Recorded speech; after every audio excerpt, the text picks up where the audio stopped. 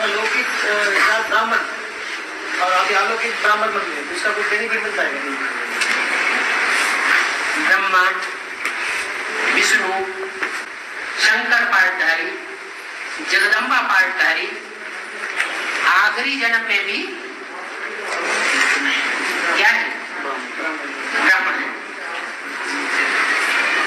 खासियत रही होगी ना, कोई खासियत रही होगी ना। ब्राह्मणों की मुख्य खासियत बाबा ने क्या बताई?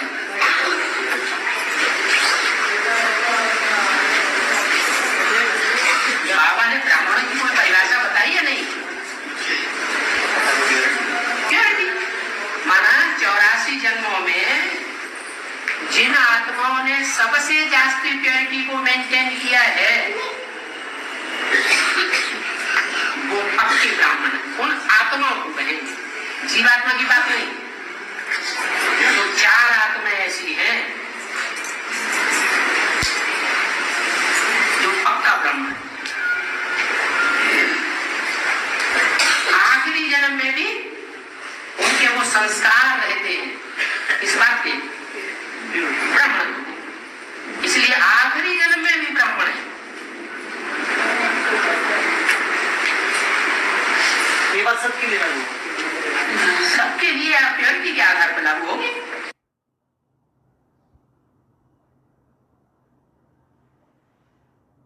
बाबा की लिटरेचर के अलावा मंदिरों में जैसे बहनों ने नए पॉइंट छाट के रखे हुए हैं, तो वो जिज्ञासु को पढ़ने की क्या सकते क्या? बाबा का लिटरेचर कोई भी पॉइंट्स हो, कोई भी लिटरेचर हो, उसको वेरीफाई तो होना चाहिए।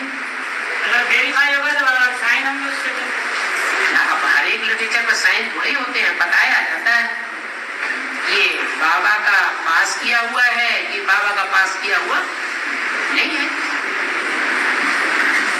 और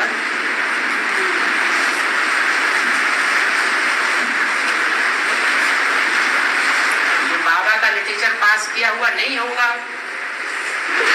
वो थोड़े समय तक चोरी चोरी चलेगा या अंत तक चलता ही रहेगा, बाबा की नजर में नहीं आएगा। थोड़े समय तक चलेगा, थोड़े समय चलेगा, फिर बाबा की नजर पड़ेगी तो बंद करवा देगी। बंद हुआ भी है।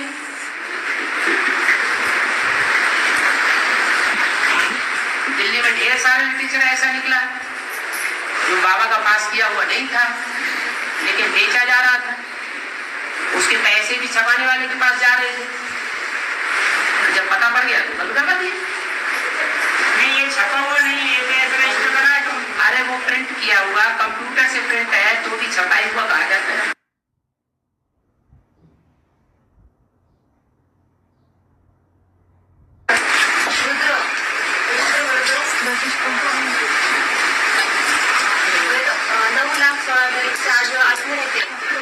आठवीं की स्थिति में रहते हैं।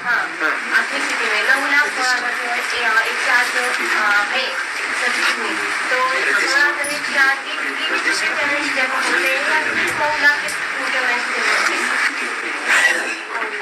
जो सतयुग का पहला जन्म है उस पहले जन्म में प्रजा कितनी होगी? 9 लाख प्रजा होगी। और 9 लाख प्रजा पूरे कितने जन्म लेने वाली है? 84 लाख। वो प्रजा वर्ग की आत्मा है। 64 लाख 9 लाख आत्माएं प्रजा वर्ग की आत्माएं,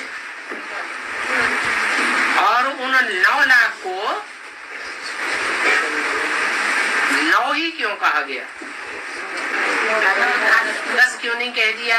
12 क्यों नहीं कह दिया? 8, 7 क्यों नहीं कह दिया? 8 निकला। इसका मतलब ये है कि जो 9 धर्म हैं या ब्राह्मणों की जो 9 पुरियां हैं, पुरुषार्थ करने वाले जो 9 प्रकार के ब्राह्मण हैं, उनको और उनकी प्रजा को कितनी कैटेगरी में बांटा गया? 9 लाख की कैटेगरी में बांटा गया। तो 9 लाख तो हो गई प्रजा। फिर उनको कंट्रोल करने वाले चाहिए या नहीं चाहिए? और 9 लाख प्रजा में भी जो पहला 1 लाख होगा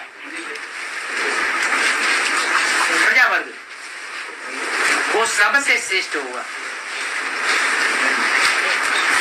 और जो आखिरी लाख होगा वो निष्कृष्ट होगा, बीच में नंबरवार है। तो उनके राजाएं भी तो नंबरवार होंगे या नहीं होंगे? इसलिए माला बनी हुई है राजाओं की या राजघराने में आने वालों की। वो माला है 8 या 9 की, अथवा 108, अथवा 1008, अथवा 16,108। तो वो प्रजा वर्ग की आत्माएं 9 लाख, उनके साथ राजाएं तो जुड़े ही हुए हैं। राजाओं का पुरुषार्थ कंप्लीट होगा तो प्रजा का भी पुरुषार्थ कंप्लीट हो जाएगा। सारा मदार किसके ऊपर है? कहते भी है था राजा पहले कौन सुधरेंगे? राजाएं पहले सुधरते हैं और राजा ही पहले बिगड़ते हैं। जो राजा बनने वाली आत्माएं हैं जब पहले बिगड़ती हैं तो उनकी सारी प्रजा बिगड़ैल हो जाती है। और राजा बनने वाली आत्माएं पुरुषार्थ करके जब सुधरती हैं तो उनकी सारी प्रजा यथा राजा तथा प्रजा बन जाती है। इसलिए राजा के साथ प्रजा तो जरूर चाहिए। इसलिए पहले जन्म की आबादी बताई 9,16,108। वो आत्माएं तो होंगी लेकिन उनमें कोई पहले जन्म में ही ऊंचा मर्तबा पाने वाली होंगी 16,108 में, और कोई आत्माएं वैसी होंगी जो पहले जन्म में तो दास दासी बन करके रहेंगी और त्रेता के आखिरी जन्म में जाकर के उनको कौ के पत्रों ऊंची कुर्सी मिल जाएगी। बाकी जन्म तो पूरे 84 लेंगे, कुछ दिन या कुछ मास या कुछ वर्ष कम हो सकते हैं।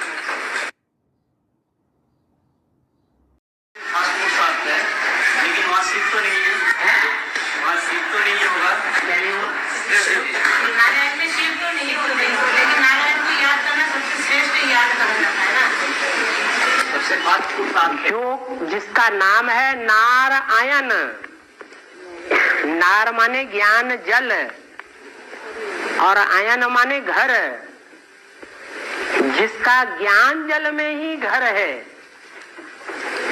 अज्ञान में घर नहीं है। और ज्ञान सतो प्रधान मानेंगे या तमो प्रधान मानेंगे? नारायण का ज्ञान कैसा मानेंगे? सतो प्रधान। तो सतो प्रधान ज्ञान में ही जिसका घर है, जिसका सारा जीवन ज्ञान जल में ही समाया हुआ है,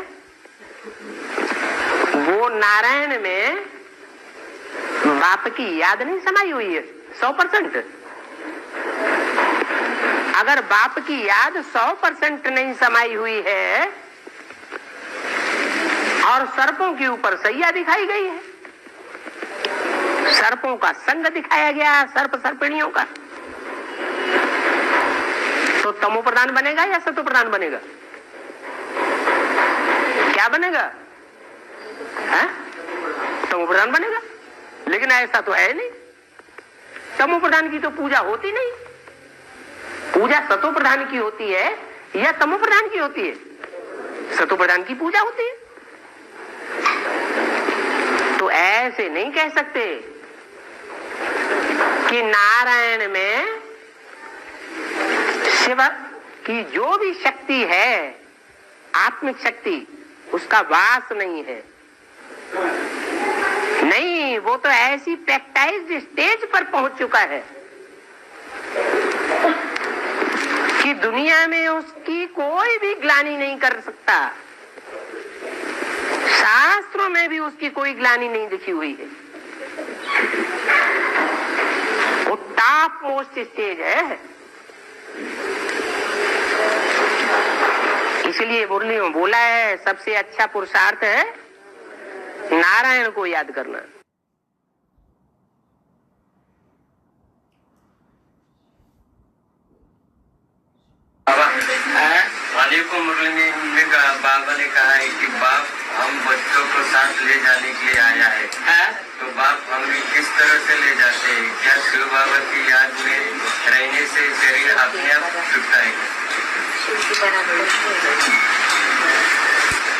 जैसी प्रैक्टिस करेंगे वैसी प्रैक्टिस पक्की हो जाएगी। आत्म की स्थिति में रहने की प्रैक्टिस पक्की करेंगे। जैसे बाबा ने मिसाल दिया, मैं भैंस हूं, मैं भैंस हूं, मैं भैंस हूं, मैं भैंस हूं। अंदर में अगर यही चिंतन चलता रहे कि मैं भैंस हूं, तो छोटी सी खिड़की से कैसे बाहर निकलेगा? तो संकल्प बीज है, वाचा इतनी पावरफुल नहीं होती, कर्मेंद्रियों के कर्म इतने पावरफुल नहीं होते, लेकिन मनसा बहुत पावरफुल होती है। सन्यासी है, जन्म जन्मांतर पवित्र रहते हैं कर्मेंद्रियों से, लेकिन मनसा से कंट्रोल नहीं कर पाते। तो कमजोर आत्मा रहते हैं या पावरफुल बनते हैं? मनसा जहां की तहां विकारों में रमण करती रहती है और कर्मेंद्रियों से कंट्रोल कर लेते हैं। तो ये राज है।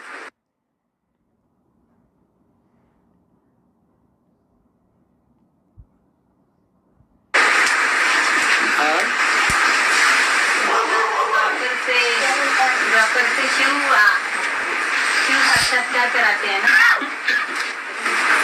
भक्ति मार्ग में, तो वो बिंदी कैसे साक्षात्कार कराते हैं?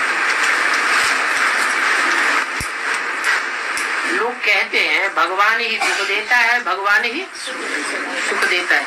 लेकिन भगवान के सुख देने या लेने का काम है या हमारे कर्म हमको सुख या दुख देते हैं?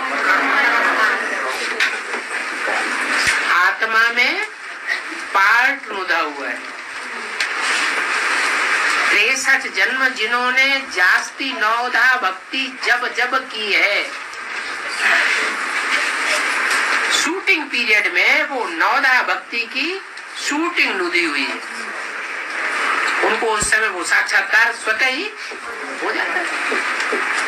बाकी भगवान न किसी को सुख देता है न किसी को दुख देता। कहा जाता है कि साक्षात्कार कराते नहीं है, वो साक्षात्कार आत्मा में नुदा हुआ स्वप्न है। क्या भगवान स्वप्न कराते हैं? नहीं। स्वप्न भी एक प्रकार का रील है संकल्पों की।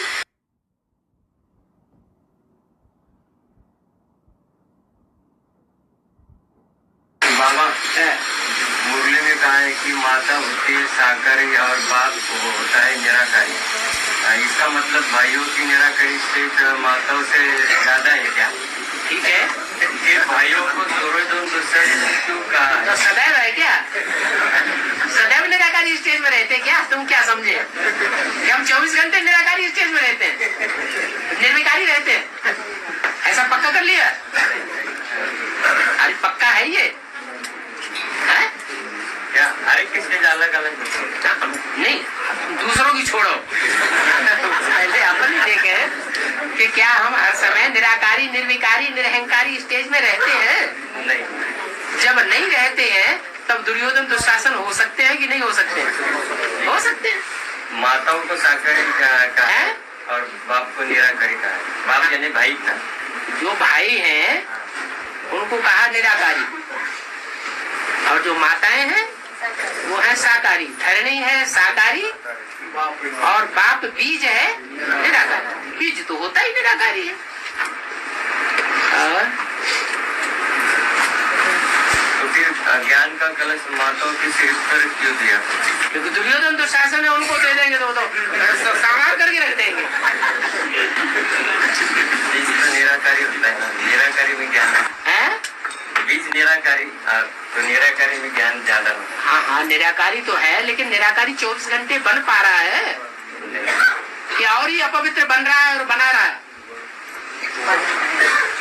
अरे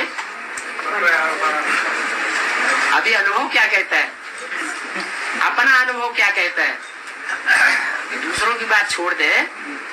जब हम एकांत पाते हैं पुरुष, तो एकांत पाकर के मनमानी करते हैं या छोड़ देते हैं? मनमानी करने से चूकते हैं? नहीं चूकते। तो दुर्योधन तो शासन हुए कि नहीं हुए? कन्या माताओं में लाज रहती है, कि पुरुषों में लज्जा रहती है, कन्या माता में लज्जा रहती है।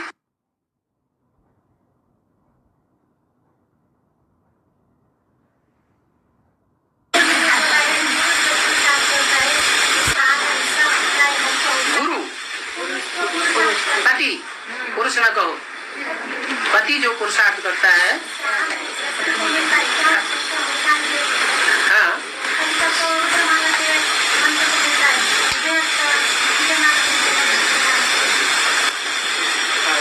भक्ति मार्ग में भी ऐसे कहते हैं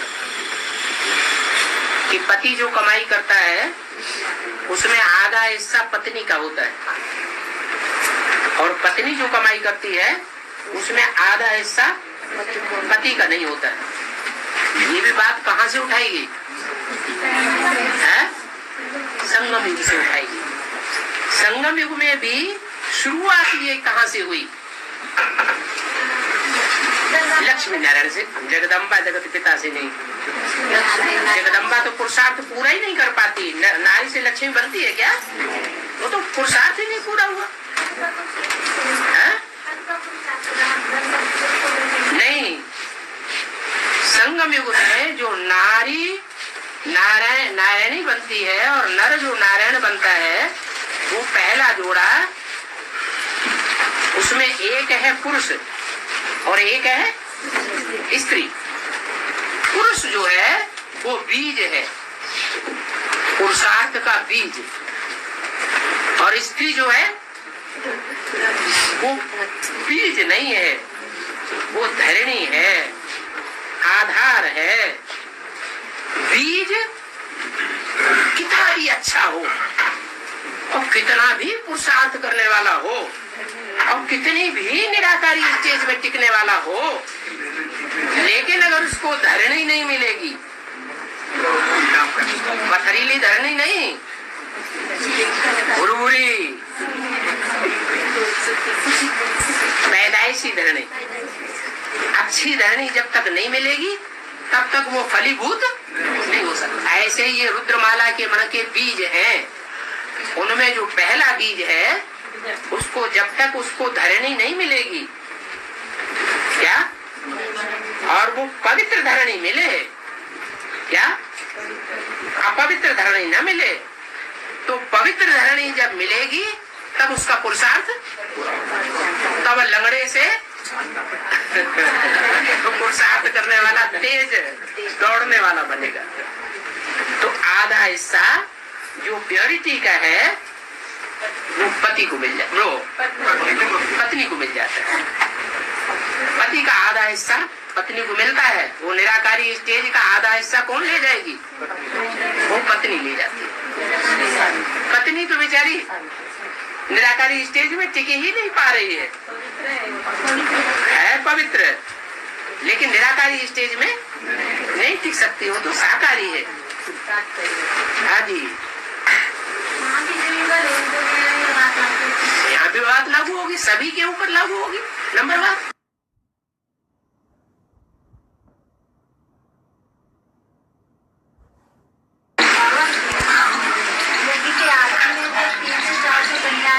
कराची पहुंची थी ना, तो वो तो 7-7 सालों में बनी थी, उनको पता कैसे चला कि कराची जाना है?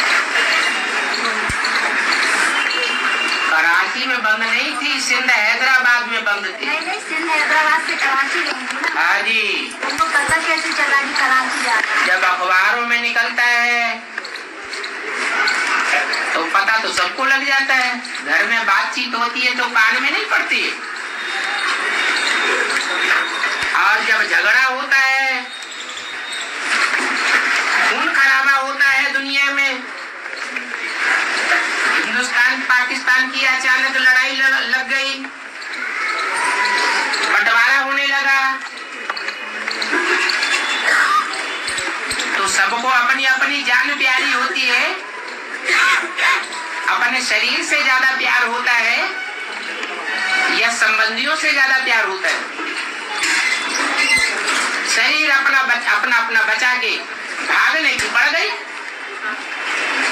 जो देह के संबंधी थे वो भूल गए और उनको मौका मिल गया भागने का।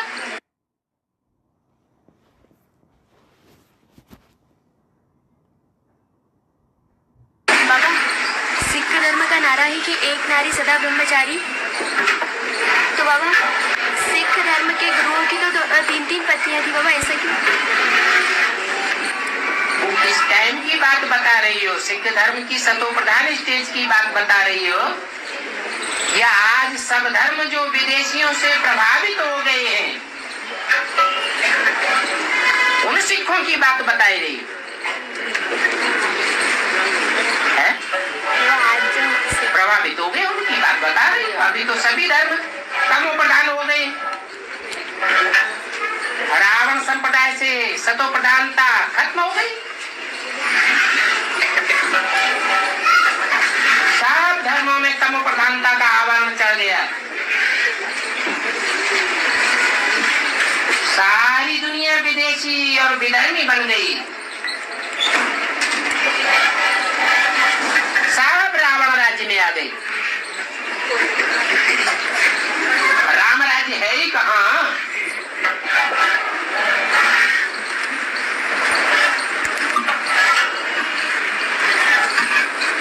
राम के जो घर परिवार के खास हैं वही रावण के चंबे में आ जाते। सिख धर्म की तो बात ही छोड़ो।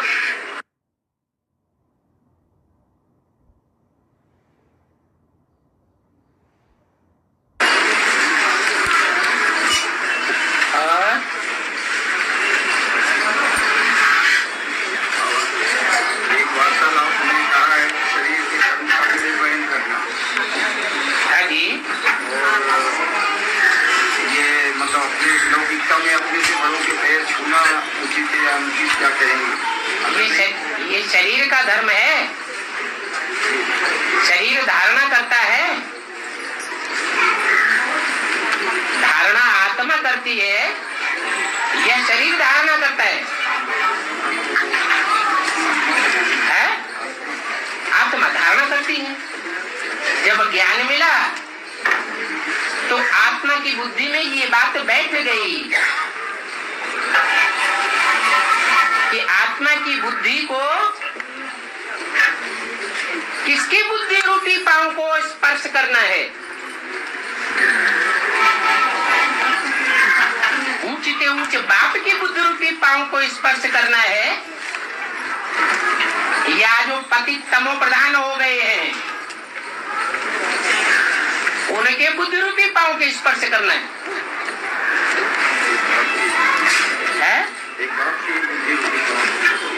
उसे स्पर्श करेंगे तो संग के रंग से आप समान बनेंगे, बाप समान बनेंगे। नहीं तो उल्टे निर्णय लेते रहेंगे। इसलिए मुरली में बोला है माँ बाप होते हैं बच्चों के दुश्मन,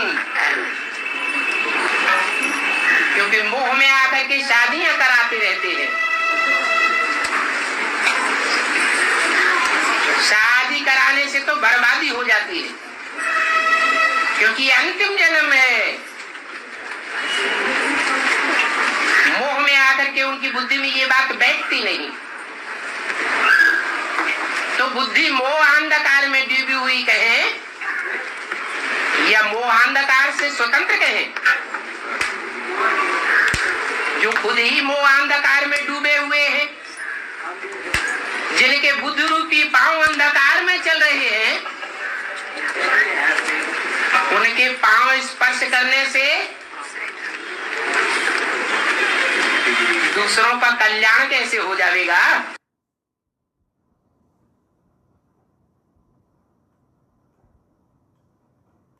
एक वर्तन आपने बोला है कि हत्या के लिए जिंदगी को फांसी की सजा सुनाने वाले तुम पर पाप नहीं लगेगा, न ही फांसी देने वाले चांडाल के ऊपर दोष आएगा। परंतु कहते हैं कि कानून अंधा है, कानून अंधा है, ऐसा लौकिकता में कहा गया है। लौकिकता में कहा गया है, अलौकिकता में तो नहीं कहा गया है। और असली कानून कौन सा है? कानून माने विधि। असली विधि विधाता ब्रह्मा के द्वारा बनाई जाती है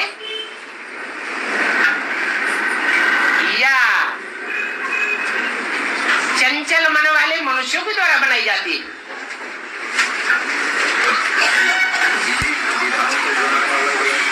तो उसके विधान पर चलना ये तो अच्छी बात है।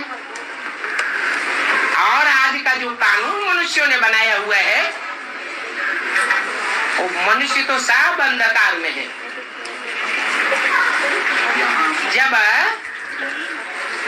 मनुष्यों का शासन करता ही धृतराष्ट्र अंधा है, तो यथा राजा तथा सारी प्रजा अंधी है ही कौरवों का राज्य।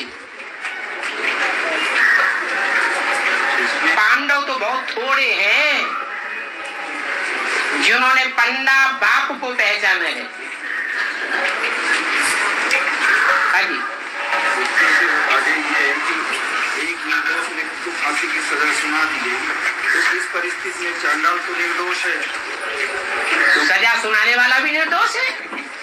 तो उनकी सजा सुनाने वाले के ऊपर कोई पाप चढ़ेगा? क्यों चढ़ेगा? उसने तो न्याय के लिए फैसला दिया है कि अन्याय के लिए फैसला दिया है। उसको न्याय करने के लिए पब्लिक ने राजा बनाया, तो उसका फर्ज हो जाता है कि न्याय करे, अन्याय न करे।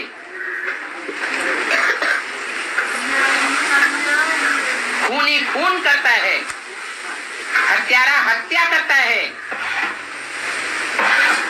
तो उसको उसकी सजा नहीं मिलनी चाहिए। और वो सजा देने का अधिकारी वही हो सकता है जो निमित्त बनाया गया। उसने आदेश सुनाया, उसने हत्या की है, इसकी हत्या होनी चाहिए। क्या कानून के आधार पे अगर देखे तो वो उसको सत्य को भी झूठा कर देता था। जो झूठा कर देता है और जो झूठे कानून बनाता है दोष उसका है ना, और झूठे जज नियुक्त करता है दोष उनका है। जो अंधा कानून बनाते हैं, धृतराष्ट्र अंधा कानून बनाता है।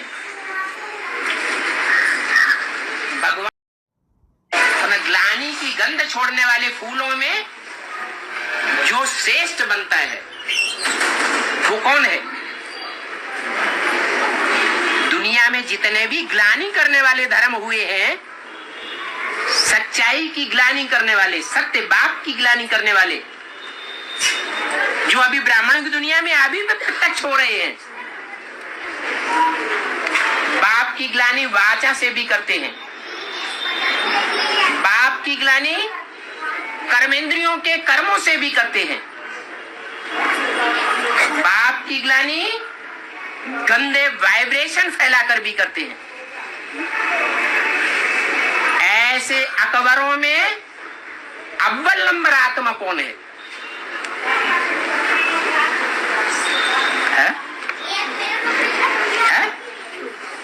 शिव बाबू राम वाली आत्मा गंध छोड़ने वाले, भगवान की सबसे ज्यादा ग्लानि करने वाली राम की आत्मा है।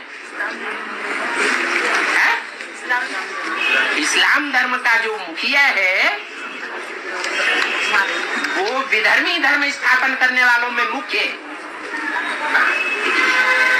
लेकिन उसका भी बीज कौन है? उसका भी कोई बाप है या नहीं है? उसकी भी कोई अम्मा बाप होता है या नहीं? अरे इस्लाम धर्म का जो इब्राहिम परम धाम से आता है उसका भी कोई माँ बाप होता है या नहीं? वो रचयिता है। रचयिता में ज्यादा ताकत होती है या रचना में ज्यादा ताकत होती है? रचयिता में ज्यादा ताकत होती है। तो वो इस्लाम धर्म की बीज रूप आत्मा या आधार मूर्त आत्मा जो माँ बाप के रूप में द्वापर युग से प्रत्यक्ष होती है, जिनका वो आधार लेता है, वो आत्माएं अभी कहाँ पल रही है?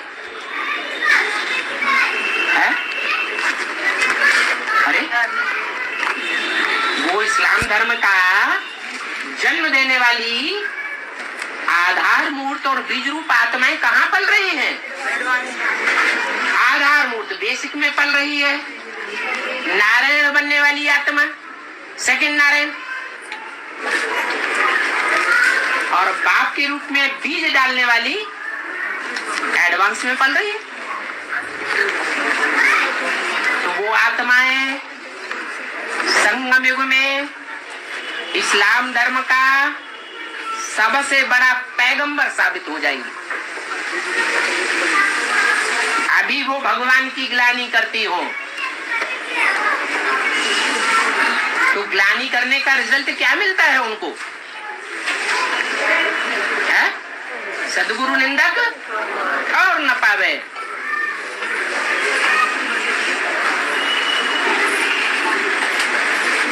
भले वो आत्माओं की शुरुआत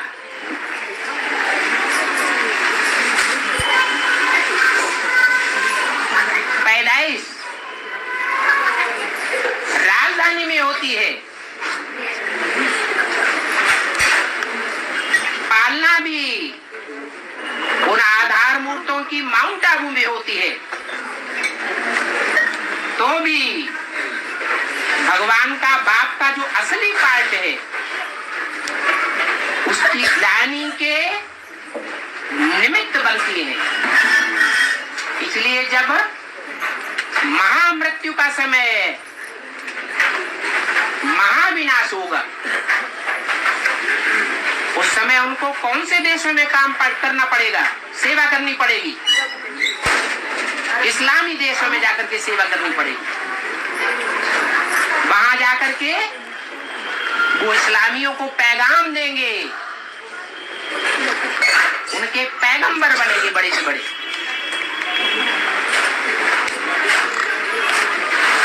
और सबसे पहले कौन मरेंगे? इस्लामी ही मरेंगे दुनिया में।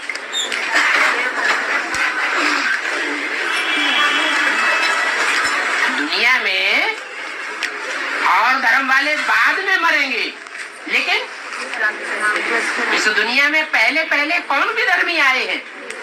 इस्लामी आए। जो पहले आएंगे वो पहले जाएंगे, वो पहले मरते। ऐसी मार काट की दुनिया में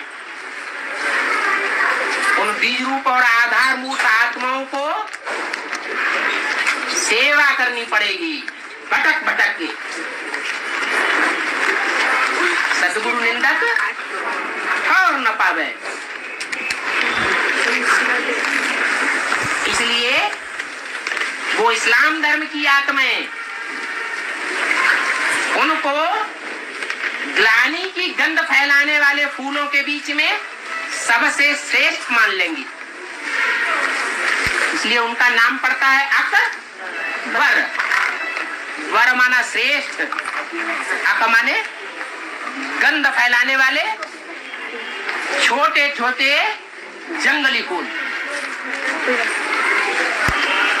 अल्लाह को सबसे ऊंचा मानेंगी, जो निराकारी स्टेज में रहने वाला है। और उसके बाद सबसे ऊंचा किसको मानेंगी? उस अकबर को मानेंगी। ये भक्ति मार्ग में उनका नाम अभी तक भी चलता चला आ रहा है। जहां भी मस्जिद में जाएंगे, मुसलमानों का भारत में जो सबसे बड़ा तीर्थ स्थान है अजमेर, वहां उर्स में इकट्ठे होंगे। यह दुनिया का जो सबसे बड़ा तीर्थ स्थान है काबा, अरब देश, वहां भी इकट्ठे होंगे। तो कौन सा नारा लगा देंगे? अल्लाह